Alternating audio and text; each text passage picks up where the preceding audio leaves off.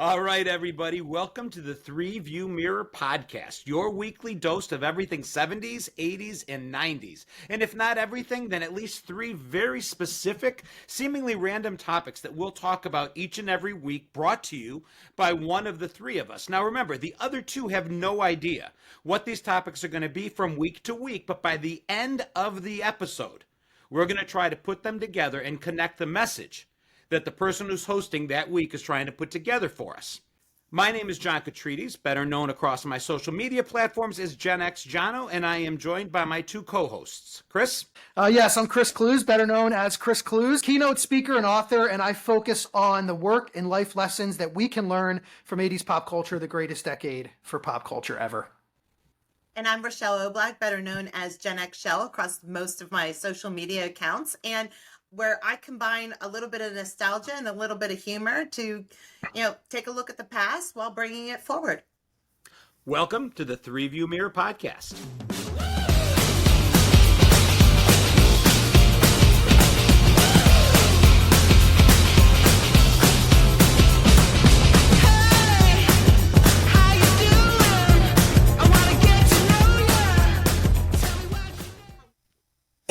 Please don't mind my coughing today. I have a massive tickle in my throat. I got the cough drops and everything. I'm sick of it. Enough is enough. The unprofessionalism knows no bounds. Chris, you got our topics today. I do, and I'm really excited today. My shirt here is going to give away, is giving away one of the topics, but today what I wanted to do is I actually being a huge 80s guy, I'm going off, I shouldn't say I'm going off of the 80s, but 2/3 of this, it could be considered straddling the 80s, I guess. And so we're going to talk about three. Shut up, John. I say the word straddle and you immediately go somewhere. Did I say a word? You started smiling. You got that. That's what she said, smile. Okay, so we have three topics today. The topics are the Fonz, Apollo Creed, and Drew Barrymore. Oh. Those are our three topics today. So I'm kind of hitting the 80s, but I'm also expanding my pop culture universe a little bit as well. All right. So I'll give you a second to kind of I like it. Think about those. So let's start with the Fonz.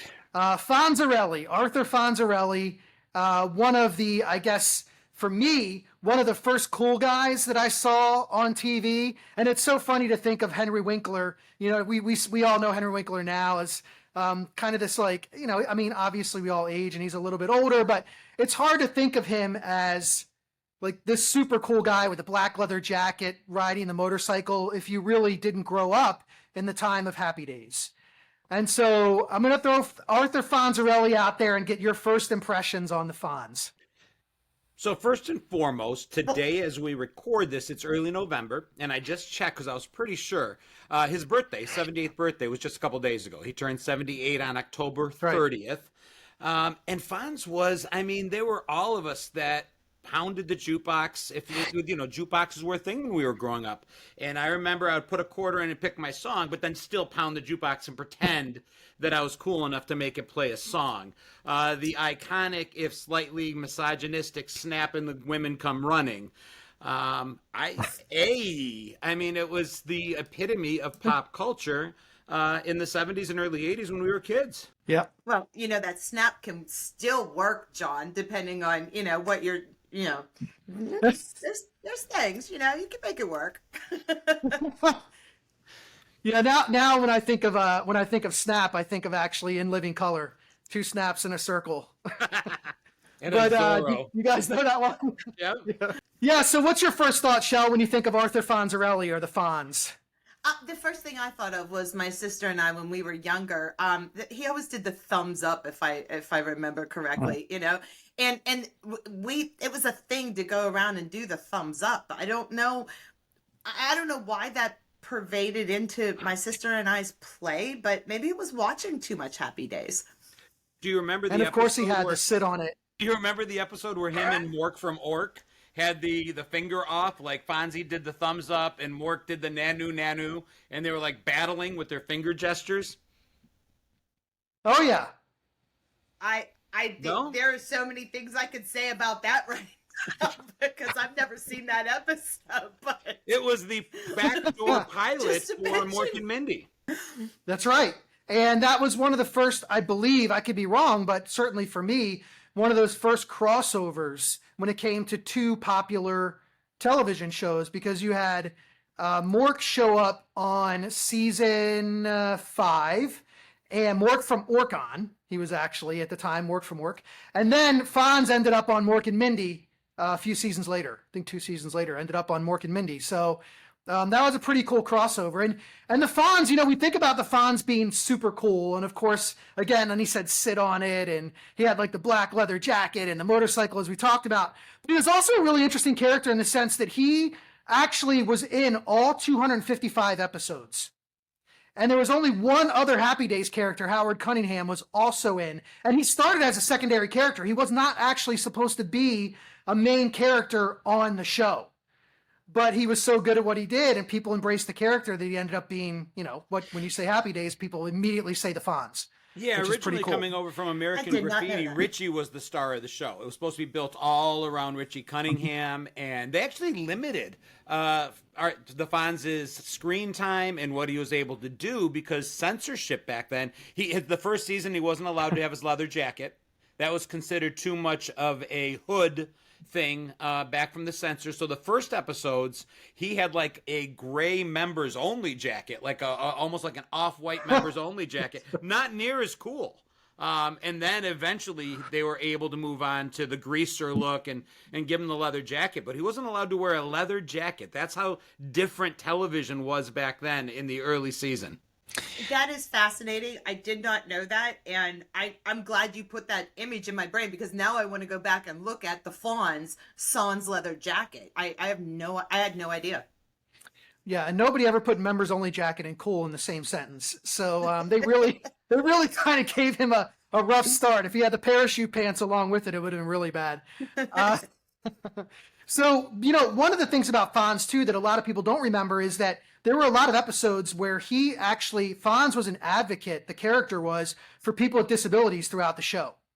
And there were a number of episodes where he was working with students that had disabilities, kids that had disabilities. And so if you go back and watch the show, it's a really interesting thread because, again, we all think of Fonz as the cool kid, but he was actually doing some really interesting and kind of progressive stuff in terms of his character and what he did to help out in society as well. Well, and don't forget, there was an story arc where he himself became disabled. There was this huge trope in the 70s and 80s where everybody at some point or another in an episode had what I call the Mary Ingalls syndrome. They just suddenly went blind. And if you remember, he got hit over the head with like a metal tray and went blind for an episode. And he had to show that he could build his motorcycle back from scratch. Do you remember the episode? It was a great episode. So like in order to get Fonzie to be Fonzie again and not be like beaten down, they took his motorcycle apart and brought it into the house in pieces and said, now put it back together again. And he had to do that blind to show that he still could as a mechanic. And then he got his vision back by the end of the episode. But yeah, there was like people got blind, people were amnesia, lost their memories from hitting their heads. Like there were all these tropes that played through, and blindness was one of them. That sounded more interesting in my head. I actually will go back and look for that episode now, though, because once I started doing research, I was like, you know what, Happy Days is a pretty good show. I want to go back and watch some of these episodes because you don't really find it on Nick at Night or reruns anymore. I want to mention a couple of things too about Henry Winkler, but before I do you know who else was in the running for the Fonz who came in second in terms of auditions to play the Fonz? Not a clue. I knew it was Mickey Dolenz from from Monkees. Oh yeah, I did know that. Mickey Dolenz from the Monkees. And he almost had it until Henry Winkler came in, which is kind of interesting. So I want to talk a little bit about Henry Winkler because he's a really interesting guy as well. And if we look back through his kind of acting arc, you know, he was in the Mary Tyler Moore. I know that's something that John loves, the Mary Tyler Moore show. We were talking about that on another episode. The Bob Newhart show he was on as well. Lords of Flatbush. He was in also. That was one of his first movie roles. And he was in the MC Hammer Too Legit to Quit video, which is pretty awesome because I'm gonna have to go back and watch that now. Wait, Yes. whoa. Back the truck up. Yeah. I can't. Beep, beep, Seriously. Wait a minute. Beep, beep, beep. So I missed Henry Winkler in the MC Hammer video, like Hammer pants, and was he wearing Hammer pants? Yeah, And, he's had like, hammer pants and he did the hammer dance. No, I'm kidding. I- No, I'm kidding. I don't think he did. I am not recalling this. All I can rip the too lit that there was that hand motion, too legit to quit. Did you Yeah. do that when you were? Oh, yeah. I can't Yeah. even do it now. Yeah. I had no idea. I'm going back to look at that too. I need to take notes. Yeah, he was all over the place. He was in Scream, South Park. So I mean, he's voiced characters on South Park. He had a small part in Scream. There is actually a movie, a 1980 movie that is one of my favorite underrated comedies of all time, which Henry Winkler starred in with Michael Keaton. You know which one that is? It's important to this conversation because Ron Howard, actually Richie and Opie and then Richie directed it, and it was, I believe, his first director role. I'm trying to think of no early idea. Michael Keaton movies with the Mr. Mom. Night Shift? Was one that comes to my mind. Night Shift. Okay. You got to watch it if you haven't seen it. It's hilarious. Henry Winkler is complete opposite of the Fonz. They work in a morgue together. Henry Winkler is he's like the typical guy that you would think would work in a morgue, very quiet, introspective. And Michael Keaton is this loud kind of guy, really loud, obnoxious guy that gets a job at the morgue when Henry Winkler works at night and just wants everything to be quiet. It's a really, really good. It's got Shelley Long is in it as well. Highly recommended. But it's kind of cool that, they're Richie Cunningham and the Fonz and then work together on this movie called Night Shift, which is, like I said, one of my favorite underrated comedies from the I've 80s seen and from it. all It's just time. been years since I've seen it last.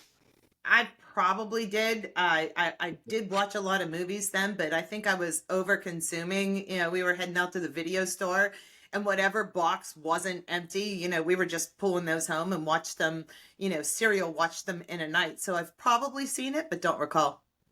And so who would you just, as we kind of wrap up this first segment with the Fonz, is there a character that you would say, I mean, there have to be characters that were inspired by Fonz within, these decades of television since Happy Days. And I always think of the opening for Saturday Night Fever.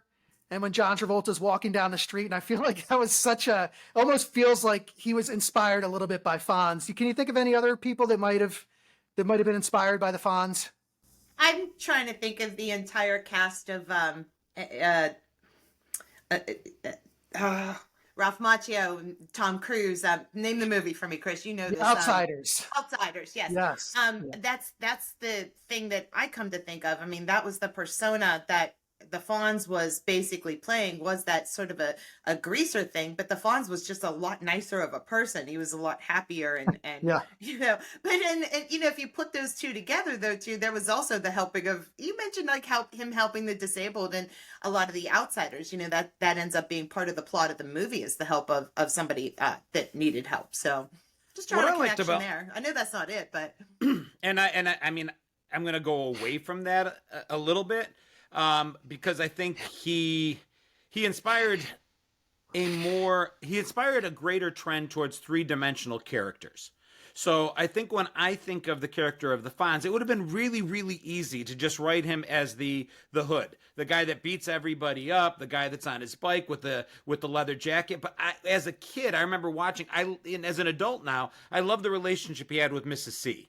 With Mrs. Cunningham, because there were some really, really well-written, sweet moments that you wouldn't find in a comedy of the time between the two of them. Him and Shortcake, Joni, the relationship he had with her, with Richie. It's just, there was more to him than just the character, the way it was written. And I think a lot of that is Henry Winkler. I think he brought a lot of himself into the character of the Fonz. And I think that started a trend where we had these moments in these sitcoms that went beyond being a situational comedy. It gave more of a three-dimensional rounding out of these characters that I think before that were very one-dimensional. yeah, because if you look back at some of the early the earlier shows in the 60s, very, very, mother, father, they're, they were very, very scripted. And these were scripted as well, but they were scripted to the point where they were more human characters and they weren't quite as phony as what was portrayed. And I'm trying to think of the early 60s with Leave It to Beaver kind of things. The Happy Days started to bring out the real interactions of real families. So I like that, Chris. Or John, sorry. Yeah. We're pretty interchangeable. Easy to mix us. I do want to touch on Henry Winkler because he started as the Fonz and he was this cool guy. But then as he progressed in his acting career, Night Shift was a great example, but also as the kind of really bad high school football or college football coach in The Waterboy. And then he was in a movie called Here Comes the Boom. If you ever saw that, that's a great comedy where he plays the music teacher. And it's so interesting to see, and to your point, John, about three-dimensional and Henry Winkler, that I think Henry Winkler as a human is so three-dimensional that it's created all of these different types of characters that he can play, that he could leave that Fonz stereotype or character type behind and really never revisit it and still have a great career. Is pretty awesome. That's very hard to do for most actors and actresses. Once you're in a role that's so iconic like that, to leave that entire personality behind, shed it, and go in a completely different direction is pretty awesome. Yeah, I think for the whole world to accept that he was now an actor outside of the Fonz is definitely, he was typecast, but yet he overcame that. He used his natural talents and everything else. You still look at him and you think you're watching Scream and you're like, hey, the Fonz is in Scream, but he is Henry Winkler there. But he's also in your mind, he's the Fonz, and he did overcome that. That's awesome. Yeah. I'll just finish up by saying I think the reason he was able to do that is because Henry Winkler is like the antithesis of the Fonz. He's even said, there's nothing cool about me. He's a dorky Broadway kind of guy. I think he was a professionally theatrical trained actor. He goes, I'm not Fonzie, and I think that's why it made it easy. Because the minute you saw him in an interview or anywhere else step outside the role, you're like, all right, that's not him. He left that. He was able, when they called cut, Fonzie was left on the stage and Henry Winkler walked off. So this is actually a perfect segue. The Rocky franchise. So please tell me that you appreciate the Rocky movies at least. At least up to the first 3. I think I fell off after 3. 4? You didn't like Drago? I don't think I saw 4. No, 5 then. No. I'm sorry. So 4. Well, I saw 5 4. is bad. Yeah, I 5 saw 4. Yeah, and then that was it. 4 was Drago I absolutely loved. Yeah, 4, that was it though. After that, the one I'm thinking of that I didn't like was 5. I think they took it one too many. 5 was terrible, but Rocky, which was Rocky Balboa, which was after that one where he should have gotten the Academy Award, is a fantastic movie when he owns the restaurant, and it's just a great kind of the relationship between he and his son. And then the Creed movies are fantastic. But I want to focus on his main nemesis that then becomes ultimately his best friend, which is Apollo Creed. And again, as I mentioned earlier at the opening, I wanted to be Apollo Creed. I loved Apollo Creed, actually more than Rocky in so many ways. And I love the character, and I loved his bravado, I guess is the word I'm looking for. He was just such a showman. But then, as you mentioned, three-dimensional. We learn so much more about who the real Apollo Creed is, and it's just a show that he's putting on. But when he's off the stage or away from the camera, he's a completely different guy. And we learn this throughout his character arc as well in the Rocky franchise. And he was played by Carl Weathers.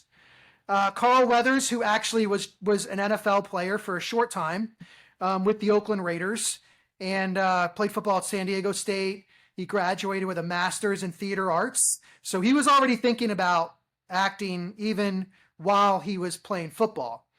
And so I want to talk about Apollo Creed, but I also want to talk a little bit about Carl Weathers as well, because he has had a pretty good acting career, and his character type kind of stayed where it was because he's such an imposing guy. And so movies like Predator, he was absolutely perfect for. Action Jackson, which is one of my favorite I guess you would call him the the complete insanity of action movies in the 80s that we had.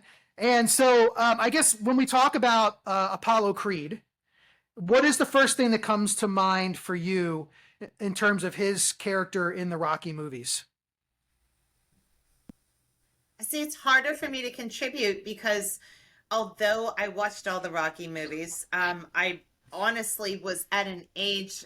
When did the first one come out? What year was the first one? 76. 76. Okay, yeah. so I must have seen that one much later in my life because in 76 I would have been 3.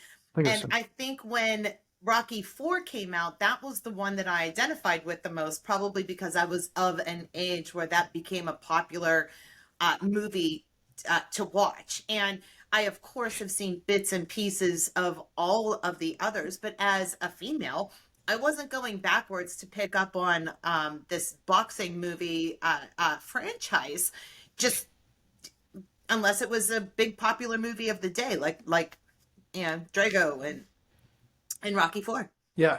You know that Drago, we're going to talk about Apollo Creed here, but Drago, the character played by Dolph Lundgren, you know, he actually is a legit genius. Did hear that somewhere, that he like mental level genius kind of thing. And he was not too hard on the eyes back then either. I mean, us girls that was what we were watching Rocky for. Yeah. For just watching that attitude and that accent that he had. And I must break you. Yeah, he was hot. That spiked blonde hair. And Bridget, was he married to Brigitte Nielsen? Yeah. He was. Okay, because the two of them made a very good matching couple. I mean, they were like the Russian version of Barbie doll and Ken on steroids. I mean, they matched. Yeah. And then she dated Flavor Flav, I think, after at some point. Yeah. Right? She had dated Sylvester Stallone. I think she did. But back to Apollo Creed. So, John, I was going to ask you again, like, what is your, in terms of watching the Rocky movies and your feelings for Apollo Creed? So there's a couple sayings that I fall back on quite a bit. One is there was room on the door for Jack, and the other is Goose didn't need to die. And for me, Apollo Creed, it was the same sort of thing. It was a Goose-level death. And yes, it propelled Sylvester Stallone. It propelled Rocky along his mission and the revenge and everything. But I just remember as a kid hating that. I absolutely hated that. He went from being the protagonist and the quote-unquote bad guy in the first movie, and then they fight. And again, still pretty much the bad guy in the second, although Sylvester Stallone earns his respect. And then in the third with Clubber Lang, that's when the two of them forge this friendship. And he, I'm like, I like this. This is like a Batman and Robin kind of thing. It's like the two of them against the world. And then he gets killed, like beat up and killed. And I hated it. I mean, I'm just like, that didn't need to happen. You want dramatic, fine, paralyze him, I guess, if you need to. Make him blind in one eye. I don't know. Hobble the guy if you need the story to progress. But at least then he's still the sage, wise voice in Rocky's ear. Then we're just left with Burgess Meredith, who does nothing but Rocky. I mean, we needed that wisdom, and I didn't like it. Mickey died, but Mickey died in 3. Another travesty. Come on. One death was enough. Goose level unnecessary dying. That's what I think. Just name him a little. Yeah, just. This is the job done. Whenever I hear the word hobble, all I can think about is misery. Now. Oh God, oh, yeah. That was just. Yeah, bring Kathy Bates in. That would have been a good Rocky 5. Have her come in. She could have done the job. When she said it's for the best. It's for the best. It's for the best. That scene. Oh God. That's what I think of when I hear the word hobble. But it was sad for me too. Like it was a sad moment for me as well. Just like, E.T. laying on the riverbed, like that impacted me. He was like pale white and dying. I thought he was going to die as like a kid. And then, of course, Wilson, the volleyball, I've talked, a lot about that and was floating away, how upset I got. But Apollo Creed dying was like, that was when I wanted revenge. I'm like, Rocky better go fight Drago and he better kick his ass. And then, of course, we got likely the greatest training montage in the history of movies. Just incredible. And Apollo Creed, by the way, right before he dies, he also gives us likely the greatest patriotic scene in movie history as well, when he's dressed in all red, white, and blue, and he goes up on the stage, and James Brown is singing "Come Living in America" with everybody in red, white, and blue behind him, and it's just an amazing. I use the GIF all the time at 4th of July, of him dancing with James Brown to "Living in America." Jif. I vaguely remember it, Chris. When you say it comes Jif is back. peanut butter. Jif is peanut butter. No, sorry, go ahead. No. No, I said I didn't know you guys were talking. I said when you say these things with the red, white, and blue, my mind knows that I've watched this. It just I didn't internalize it in the same way. Yeah, I can see and I mean back and forth and doing the whole thing. But then the Soviet Union kicks our ass. They kill him at the end of that. Again, I hate the juxtaposition that, oh my God, USA, and then he's dead. I mean, the only way it would have worked for me is if Rocky in fact killed Drago. Then it would be an eye for an eye. Then it would have worked. But no, they should have just blinded him in one eye. And there was room on the door for Jack. Rose was selfish. I'll never. But then you wouldn't have had Creed, and in the second Creed movie, Drago actually comes back because his son is fighting Creed. So it all comes together with the Creed movies as well. And do you remember who else Apollo Creed actually fought as a charity in a charity event during the Rocky movies? No. He was a wrestler, big time 80s wrestler. Hulk Hogan? And 90s too. Hulk Hogan? Yes. Really? Yeah. Hulk Hogan played a wrestler called Thunder Lips, and they did it only in the 80s, right? When the wrestler became Thunder Lips. That's what he said. Or that's what he said. That's what he said. Yes. I mean, I that whole thing in The Office, that running joke was fantastic. Yeah, so he plays Thunder Lips, and there is actually a charity event, and Hulk Hogan's character takes it more seriously than Apollo Creed, and he's like picking him up over his head and slamming him on the canvas. You don't remember that? I don't remember it at all. Again, boys and girls. You guys were watching the wrestling and the boxing, and meanwhile, us girls were over there watching fairy tales of. I think that's stereotypical. It kind of makes you think there's a lot of. I watched some of that stuff too, but it wasn't to the level of.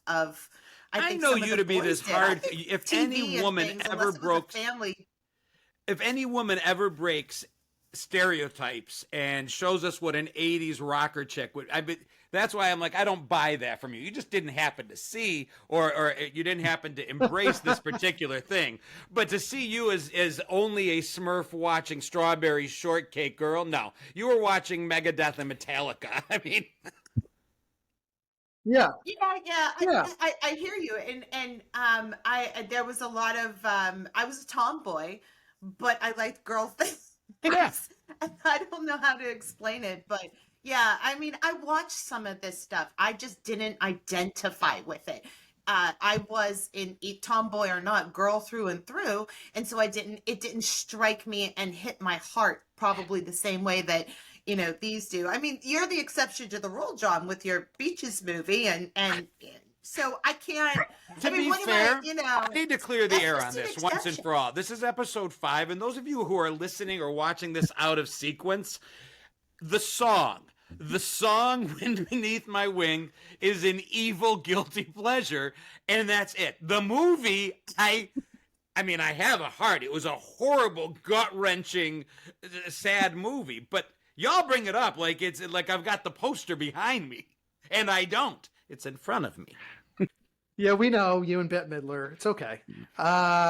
So I do want to also mention with Carl Weathers that he was in The $6 Million Man and Starsky and Hutch as well. Two, very prominent television shows as he was, kind of cutting his acting chops, as they say. And then he got the role in Rocky because during the audition, he criticized Sylvester Stallone's acting.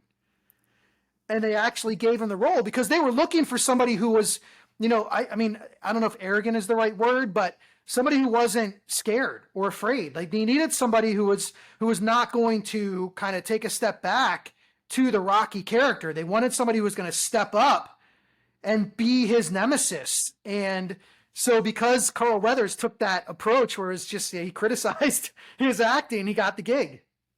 Didn't Sylvester Stallone himself, I don't know if it's an urban legend or if it's real, he was almost done with his acting career until something about a divorce and a dog. And, Chris, you probably would be able to speak better on that, but his dog, he had to sell his dog, I believe, in order to have money for something, and then later went back and rebought his dog.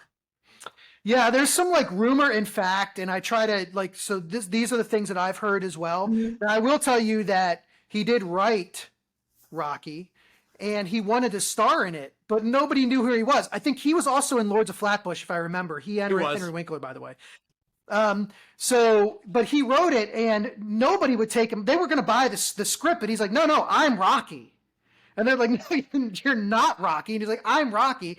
And so he finally got, somebody to agree to allow him to, and the rest is history, of course. But there is a story around that he did have to sell his dog to a guy that worked at the convenience store that was down the street from his house. And he said, I'm going to come back and get him. I just need to film this movie. And of course the guy's like, yeah, okay, whatever. And of course he did it. But there was also, when they did the fight scenes for Apollo and Rocky, there was a special that they got the one of the best special effects guys in Hollywood at the time to help with the fight scenes. And Rocky, both Sylvester Stallone and Carl Weathers are like, this isn't real enough. Like, let's just hit each other. And that was how I think one of them may have broken a couple ribs. And there was and the special effects guy quit. He's like, you guys are crazy. You're nuts. I don't want to be a part of this. And he left. And then they did the fight scenes because they were pulling the punches as much as they could, but I guess they both agreed it didn't look real enough. So they did hit each other on occasion as well. And also Carl Weathers continued his acting career. I think my second favorite character for him was Chubbs in Happy Gilmore. If you ever saw the movie Happy Gilmore. Yep. He played Chubbs, which was kind of didn't Adam he have Sandler's a wooden leg or something in the movie as well. Didn't he have a wooden leg? Wooden hand. See, Drago could have broken his hand. Yeah. Could have cost him his hand, and it would have worked, and it would have fled right into that movie. It writes itself. I knew you were going to say that. Of course you did. Yeah.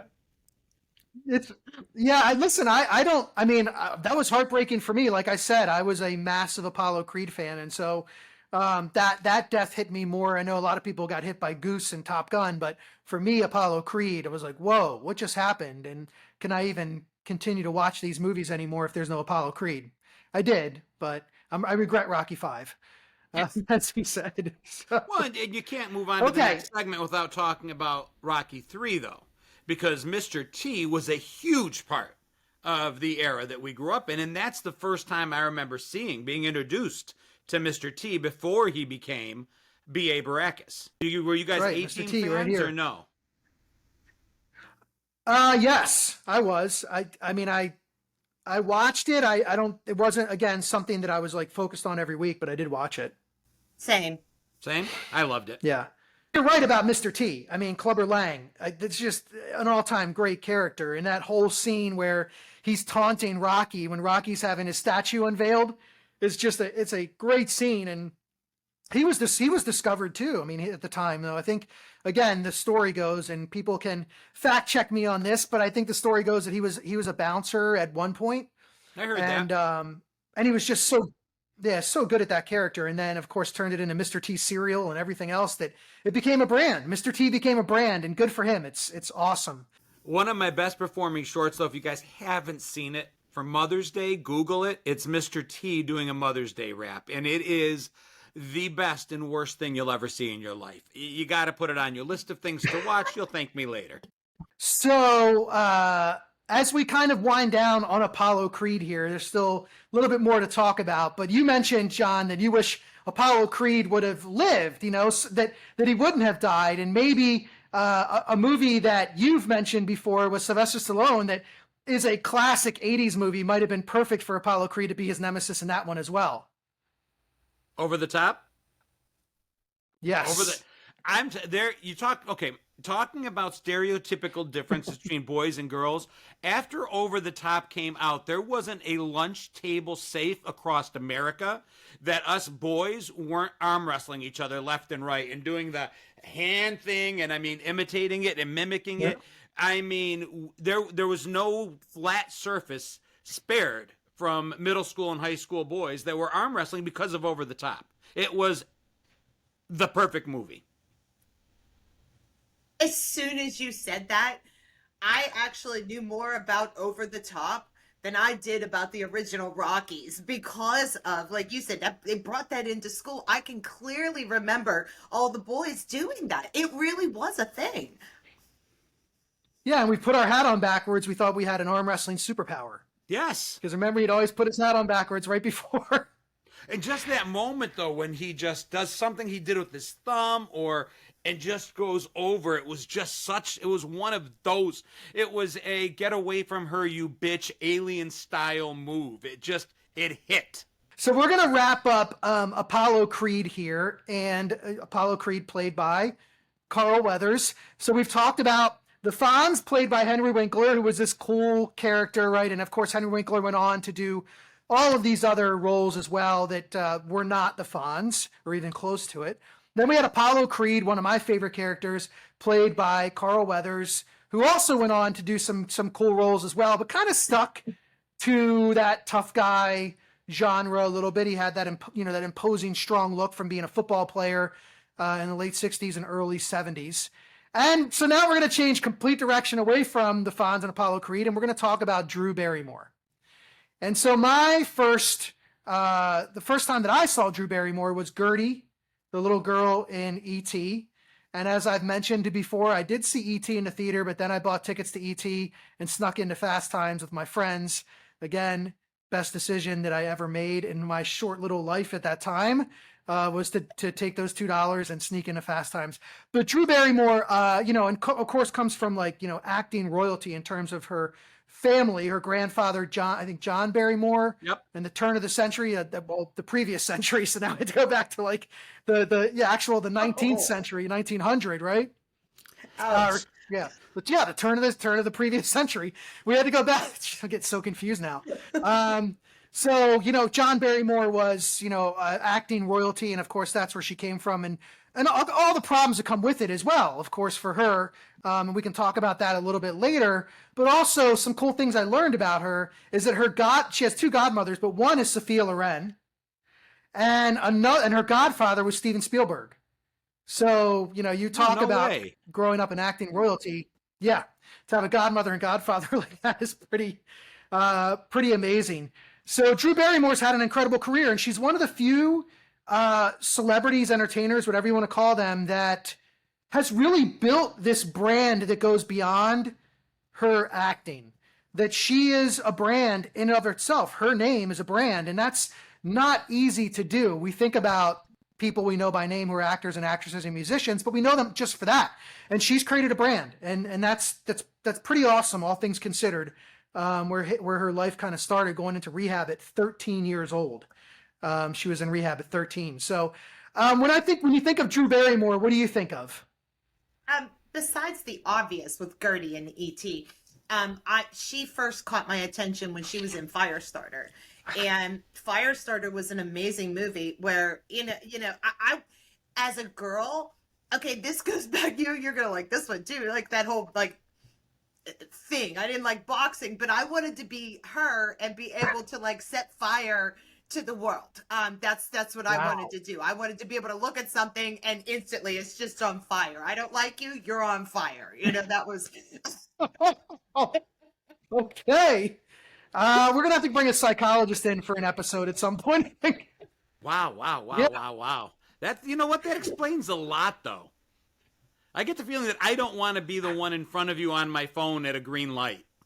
Oh, no, it's okay if the boys want to maim somebody at the end, but I can't set a fire. Okay? You can't set somebody on fire alive, because that's the exact same thing, really. I didn't say they had to die. Oh my God. I don't know where to go. So I love that, except for the burning people alive thing, because Stephen King is just again, for kids of our era, we watched movies we shouldn't have been in the theaters watching. We were listening to songs and understanding what they were telling us at an age we shouldn't have. And a ridiculous amount of us 80s era kids were reading Stephen King books at like 9 and 10 years old. Girls and boys alike. Girls added to that things like V.C. Andrews, which is horror on a completely different level and different scale. But Firestarter, she was the embodiment of Charlie. I think that was the character's name in the book. It was, sometimes I didn't want to see a movie before I read a book because I didn't want them to overpower my image of a character. But I can tell you without even seeing the movie and knowing she was going to do it, that was Charlie. It was perfect. She nailed it on every level possible as a really, really young kid. Steven Spielberg, or not Steven Spielberg, Stephen King, all of his books, I can remember whenever I was in high school, I read almost every single one of them up until a certain point when I stopped reading his books. I remember reading It, Cujo, Misery. The Misery, I think it was a short story from Misery. No, it was a full book. They were amazing. Was it a full book? It was a full book. Be careful, John. You don't want to get set on fire. So I do want to go back to Drew Barrymore because, again, part of this brand that she's built, but she went through some rough patches as a teenager. And actually, as I was doing research, I read something I didn't know, which was David Crosby from Crosby, Stills and Nash, and his wife actually took her in at 14 years old for a few months because they were sober at the time and they were going to meetings and they knew the head of the rehab she was in, and I guess her health insurance was running out, and the head of the rehab said, "We don't have any bed for her anymore. Could you maybe help her out?" And so she actually writes about it in her memoir, and I just read a little bit about it. I don't know the whole story behind it, but apparently that was exactly what she needed at the time from David Crosby and his wife. She needed some guidance, that she wasn't getting, obviously, in her family. But look where she is today. Her films, if you didn't know, her films that she's been in have made a combined $2.3 billion at the box office. And that's pretty cool because we don't think of her. I don't think people mention her as like the star that's generated all this revenue, box office revenue, but she absolutely has. One of my favorite movies with her is with Adam Sandler and the 50 First Dates. That movie there is absolutely incredible. But you were talking about rehab, and if I'm remembering correctly, and her book, I believe I read that book maybe years and years ago because I believe she came out with that a long, long time ago. She was the little poster child of Studio 54, was she not? She was the girl who was constantly and it was a time of debauchery, and she was absolutely a central part of that. And so you kind of say, well, no wonder she ended up in rehab when she was 13 years old. I can see it in my mind's eye. There's a picture of her at Studio 54, and it's taken from above her because she was little. And she's got her jelly shoes on, and she's right there in the thick of it. Her mom used to love going clubbing with her. Can you imagine that today? No. Can't imagine it then. It's true. We kind of saw it a little bit with Britney Spears. I mean, she talks about, in her book that came out, that, she was enabled as well, which is no surprise, by the way. In a similar situation to Drew Barrymore. I mean, they have different arcs in terms of, where they are, how it impacted them, that Drew Barrymore was able to shed a lot of it. And we see, Britney Spears is still struggling a little, but they had, similar arcs. And Drew Barrymore, it's really interesting because when you do look at her movies, actually, she has been, in some of them, she was not a main character, but most of them, John, she actually was. And some of those movies have come from her own production company, which is really impressive as well. So, and she had a book of photography in 2014 that was all pictures she took of things just walking around that were in the shape of a heart. So she would see something in the shape of a heart and she would take a picture of it. And she's really, as I really did more research on her, she's really impressive. But her movies too, you're right. She was in 50 First Dates. She was in The Wedding Singer. which is another great Adam Sandler movie with her in it as well. She was Never Been Kissed. So Never Been Kissed is another good one that she was in. And the list goes on. I mean, she's been in a lot. But then she has her own talk show now, and she has her own production company, and she's just kind of all over the place in terms of, the person that she is today and the empire that she's built. Starting in one position, starting one way and ending up another. She started as that quintessential child star, and she made us all remember what it was. That's why parents said, no, you don't want to be a child star. You don't want to end up like this person or this person. And back in the day, in the 80s, I mean, we had the Ty Bridges and I'm trying to think of all the different, Chris, you could speak to this better, all the different child stars that just ruined themselves and everything, but Drew Barrymore makes me think more of Blossom and Mayim Bialik, where they came out and above, they went past their characters, and now they are smart, intelligent, they came out of that child stardom.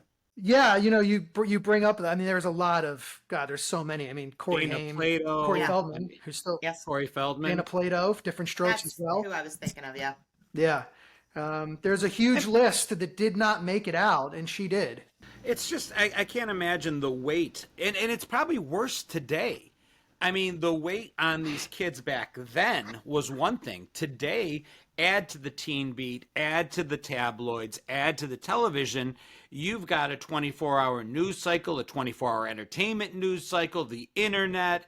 It's just got to be absolutely crushing upon kids today. And the ease of becoming a star arguably is easier. There's more paths of entry that don't require the big studios. I mean, Justin Bieber got started because YouTube. I mean, there is a path for these kids to seek fame and to get it. And I just think that it's, you got to be careful because there's just such a huge weight on these kids, and there always has been, but arguably maybe more today. Do you remember when she was on the Letterman show? Yeah. Yes.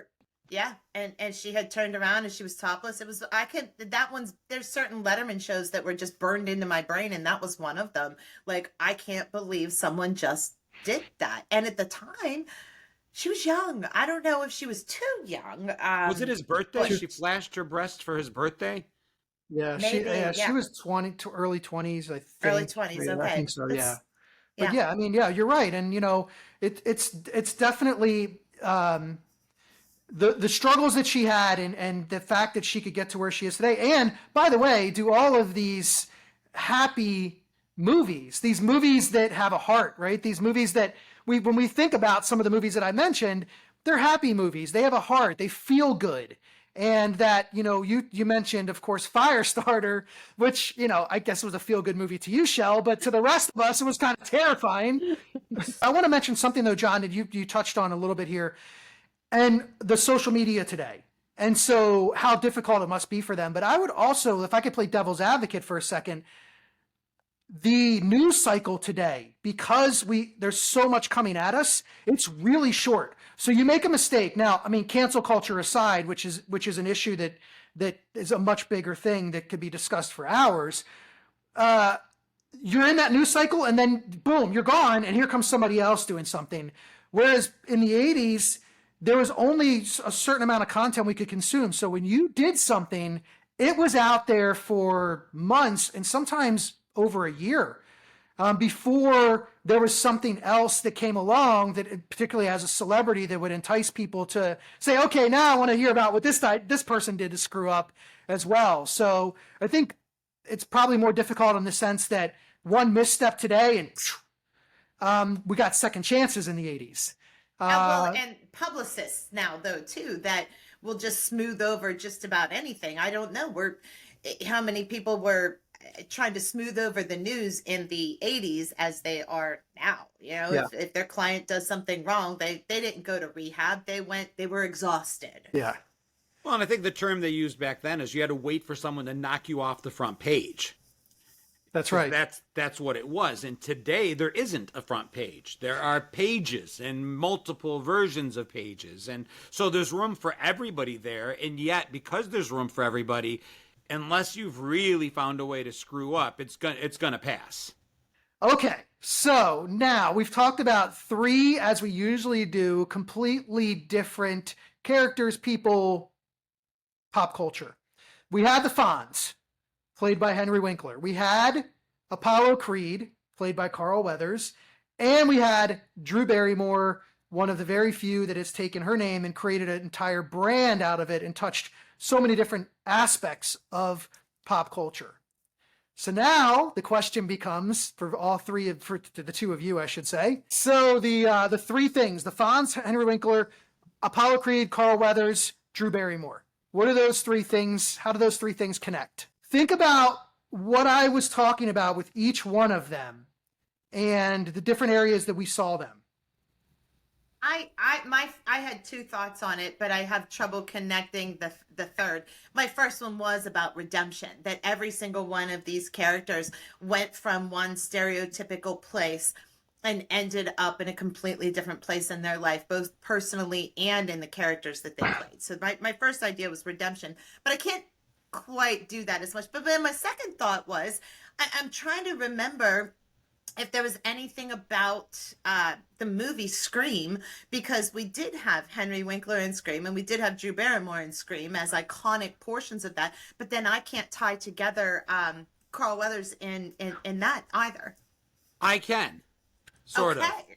And only because you just said it. So we've got Drew Barrymore, and it literally, if this is it, I just made the connection 2 seconds ago. We had Henry Winkler as the principal, and we had Drew Barrymore as the girl that meets her untimely demise right at the very beginning. Like, I remember thinking, oh, Drew Barrymore's going to be in this movie. And yeah, well, not for long. But Carl Weathers, the reporter that was played by Courtney Cox, was something Gale Weathers. Gale Weathers, yeah. Stormy Weathers. And I'm like, it's a stretch, but I'm like, I can bring Weathers into Scream doing that. That's about as far as I got. Otherwise, I got nothing. Okay. So that's actually really good. And I hadn't thought of that, but it does make sense. And I probably would have, in your shoes, would have gone that direction as well. It does make absolute sense for 2 out of the 3. However, you are now going to learn something about me. This all ties into one of my favorite performers, somebody who has his content and his roles have gotten me through a lot of times where I just needed to laugh. And I needed to laugh and I needed to feel good. I needed to feel like somebody out there was still producing things with a heart. And so we're coming into the holiday season, and he has 2 songs that are classic holiday songs. And the tie is Adam Sandler movies. They are all in Adam Sandler movies. So Henry Winkler was and I mentioned it throughout. I was giving you little indicators.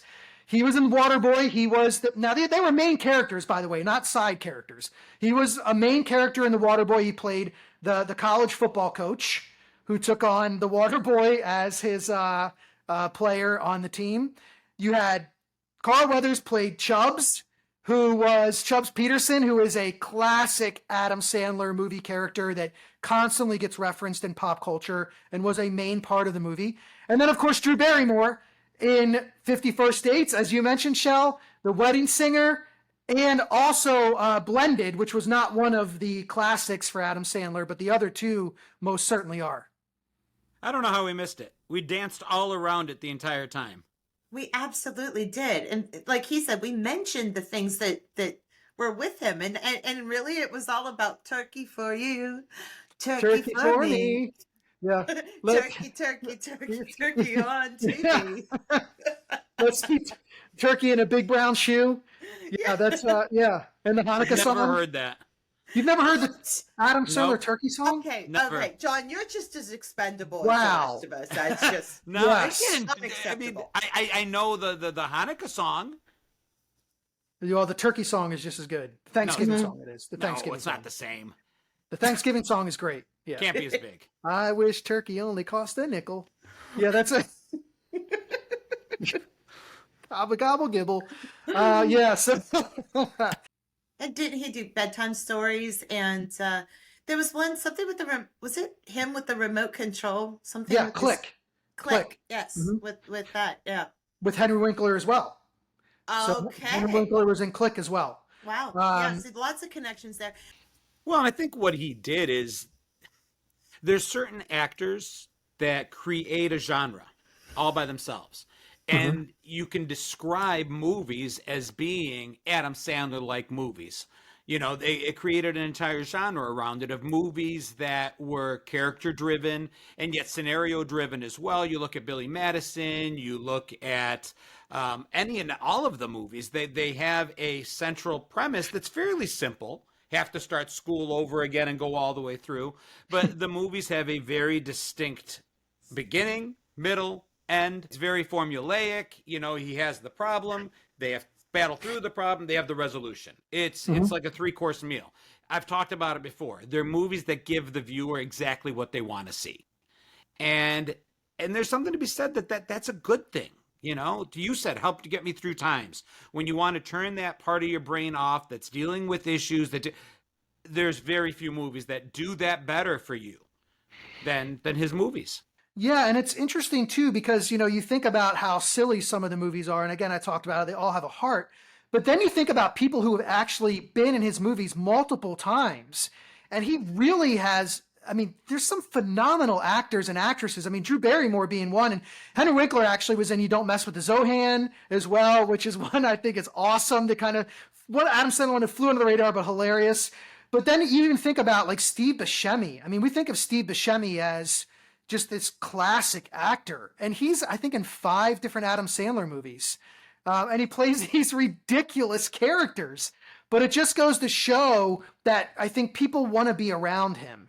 I do think that he has this like this magnet. He just pulls people in, and they want to be around him. I think for the same reason that all of us and most people enjoy his movies. Again, when you need a laugh, when you just need to escape, when you just things are piling up, and you're like, you know what? I need to feel good. And I don't know Adam Sandler obviously, but I feel like these people all gravitate to him because he's that kind of guy that makes people feel good. And that's why they keep coming back and doing movies with him. And that's why he can pull people like Steve Buscemi and Henry Winkler and Carl Weathers and Drew Barrymore. And you can go down the list. Now Jennifer Aniston doing a lot of movies with him.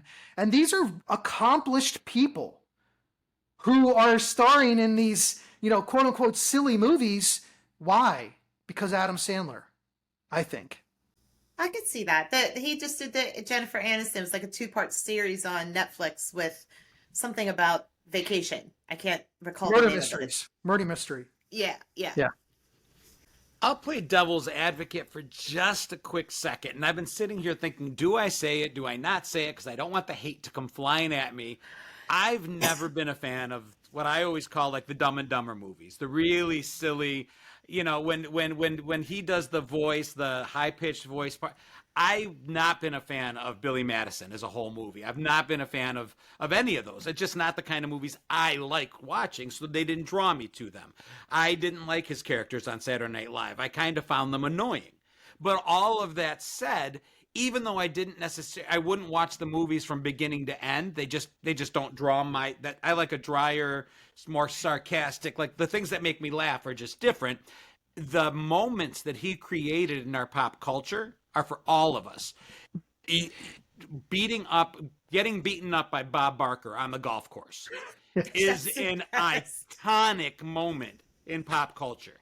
It doesn't get much better than that. So even if you don't like the movies, what he's given to us in terms of pop culture gold is like Oscar worthy. These are just ridiculously amazing moments. And that one in particular is my all-time favorite.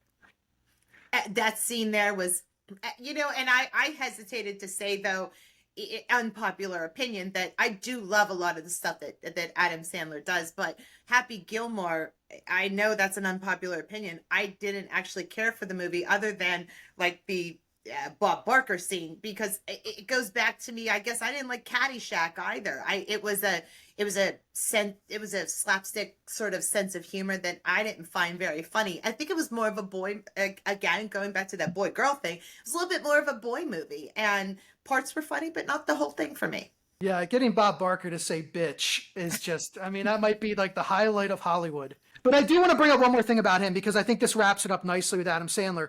If you haven't seen the song that he performed with his guitar and wrote for as a dedication to Chris Farley. You should find it, Google it. It's amazing. And it shows the true heart that the guy has and the love that he has for the people that were in his life. And of course, the shooting star that was Chris Farley and the impact that he had on everyone else. So if we take anything away from today's episode, and again, in that vein of let's bring the things we miss and love about the past into the present, it's maybe take a look at the movies that he's made with, and I can do this for myself, a different point of view. I do have kids. I could see myself calling a family movie night and bringing my 11-year-old up and my 19-year-old up and being able to enjoy a movie together, because I think his movies do that. And just let it be simple and let it be family, because there's not a lot of those movies being made today, I don't think. I can't think of many that have an Adam Sandler push. Adam Sandler's not making those movies today, so that tells you something. Yep, absolutely. Shell? Final thought here would be, Chris, you did an amazing job putting these together. And like John said, you peppered this with clues literally throughout. And I feel like I was Drew Barrymore in 50 First Dates, and like everything just got forgot. And then you come up with Adam Sandler, and that's how I feel at this very moment is I should have seen it. I should have known it. I should have remembered that. I should have saw that moment 10 minutes ago. I don't think we've gotten any of these yet. No, we haven't. I think we've all hit around the edges of all of these. And we mentioned things that at the end become a part of the connection together. But I think it actually helps to weave that web. And we see that there are so many connections among us, among our generation, among our shared memories, that, to end this segment here, it's just proof that even though we don't come up with them, we have a really good clue. And once it is revealed, we all know and we say, yes, aha. We have those aha moments. All right, y'all. This is John Catrides, also known as Gen X Jono, signing off. We'll see you guys again soon. And this is Rochelle Oblak, also known as Gen X Shell. We'll see you soon. Chris Clues, known as Chris Clues. Stay rad, everybody. Stay rad.